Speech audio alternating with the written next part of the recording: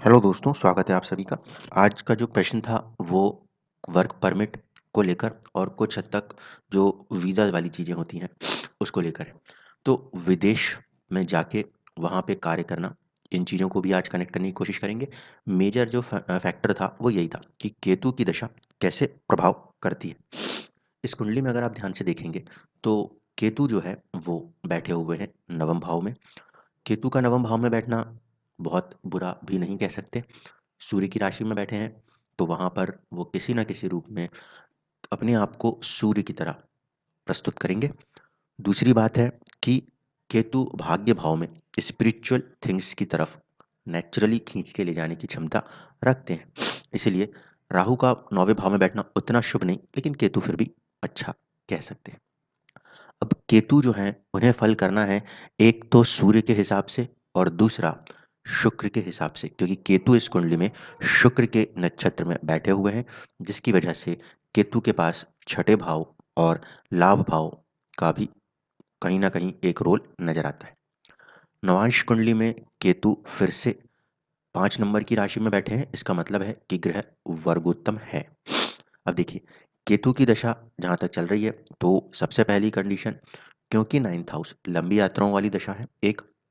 दूसरा, सूर्य जिसकी राशि में वो बैठे हैं केतु, वो छठे भाव में जाके बैठे हैं और वो भी शुक्र की राशि में, जिसकी वजह से कहीं ना कहीं कुछ संघर्ष नेचुरली देखने को मिलेगा। किन चीज़ों से? आइदर गवर्नमेंट, क्योंकि 9th और 10th हाउस सरकार को रिप्रेजेंट करते हैं और वहीं छठा भाव संघर्ष को रिप्रेजेंट करता है। सूर्य की दृष्टि 12वें घर पे, पहली कंडीशन बाहर जाने के लिए एक रास्ता। दूसरा, शुक्र शुक्र जो है वो 7th हाउस में बैठे हैं और 12th हाउस लॉर्ड के साथ कनेक्ट होकर बैठे हैं, इसलिए दशा कहीं ना कहीं इतने में सक्षम है कि बाहर लेके जाए। अब बात है वर्क परमिट्स की।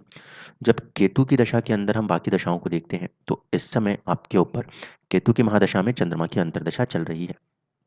चंद्रमा जो है वो इस कुंडली में अष्टम भाव के स्वामी है।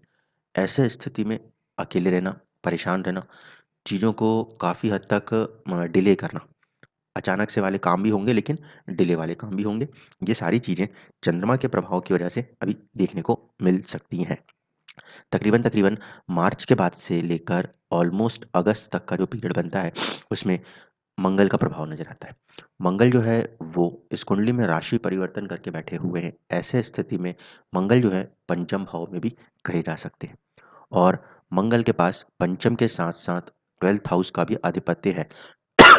क्योंकि मंगल और बुध के बीच में एक परिवर्तन योग काम कर रहा है, तो पॉसिबल जो होगा वो होगा कि आपकी जो जून से समय शुरू हो वहाँ से लेकर अगस्त के बीच में कहीं ना कहीं कार्य बनते हुए नजर आए।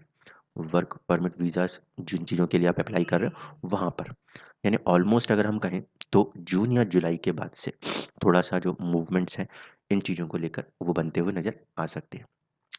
दूसरी चीज़, क्योंकि मंगल का संबंध 12th हाउस से है जो कि कोर्ट कचहरी के कामों को पूरा करने में सक्षम है एक, लेकिन वो वहाँ से अगर आप ध्यान से देखोगे तो अष्टम बैठे हैं, इसलिए कोर्ट कचहरी के मामलों में भी कहीं ना कहीं थोड़ा सा डिले फैक्टर महसूस अवश्य होगा। केतु के अंदर मंगल की दशा अगर देखने की कोशिश करें तो केतु से लाभ भाव में बैठे हुए हैं, एक चीज़। दूसरी चीज़, मंगल जो है उसका संबंध एक तो बुध से है और दूसरा मंगल नक्षत्र के द्वारा राहु से कनेक्टेड है। राहु से कनेक्ट होने की वजह से मंगल के अंदर भी विदेश से जुड़े रखने का प्रभाव कहा जा सकता है।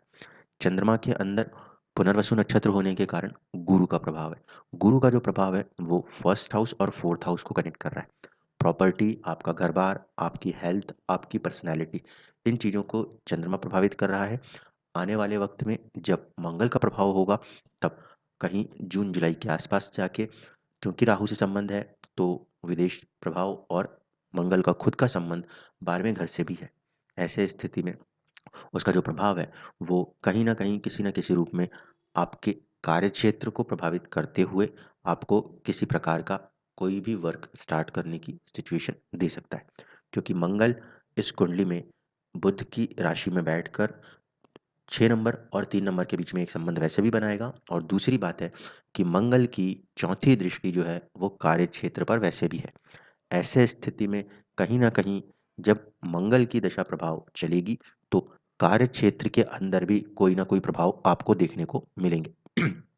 अगर हम बात करें कि दशमांश कुंडली प्रोफ़ेशन को लेके जब हम सवाल कर रहे हैं तो यहाँ पे हम देख रहे हैं कि केतु जो है उनकी मौजूदगी 10th हाउस से हो रही है और फिर मंगल जो हैं वो कनेक्ट हो रहे हैं कहीं न कहीं अगेन 7th हाउस से और ऐसे स्थिति में वो फिर से 10th हाउस को प्रभावित करते हैं। तो जो कार्य क्षेत्र है उसके अंदर जो बदलाव, जो चीज़ें होनी चाहिए वो कहीं न कहीं केतु की महादशा में, मंगल की अंतर्दशा में और उसमें भी स्पेसिफ़िकली परिवर्तन होने की वजह से जब मंगल में बुध का प्रभाव हो, उस समय कुछ कार्य बनते हुए विदेश के दिखाई दे सकते हैं। वहाँ रहने की अगर वीज़ा परमिट्स और इन चीज़ों की आपकी कोई ज़रूरतें हो रही हैं, तो वो उसमें कहीं न कहीं कनेक्ट हो सकती हैं। ठीक है? तो इस चीज़ को आप समझ सकते हैं, एक हो गया। दूसरी चीज़ कि केतु चाहे भाग्य में ही क्यों ना बैठा हो, वो अपने अंदर डिटैचमेंट की एनर्जी को लेकर अवश्य ही चलता है। इसीलिए केतु की दशा भले भाग्य में बैठे हों, फिर भी थोड़ा-सा विचलित करना, थोड़ा-सा चीज़ों से दूर करना, मटेरियलिस्टिक वर्ल्ड से डिस्कनेक्ट करने की कोशिश करना, ये उसमें भी प्रभाव करेंगे ही करेंगे। इस चीज़ को नहीं भूला जा सकता और स्पेसिफिकली भाग्य भाव में बैठे हैं, तो थोड़ा-सा ज़्यादा ही स्पिरिचुअलिटीज़ की तरफ कनेक्ट करने की कोशिश करेंगे, जिससे कि थोड़ी-सी आत्मिक शांति महसूस हो।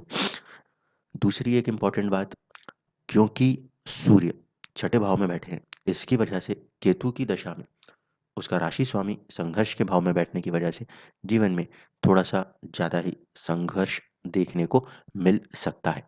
धन्यवाद।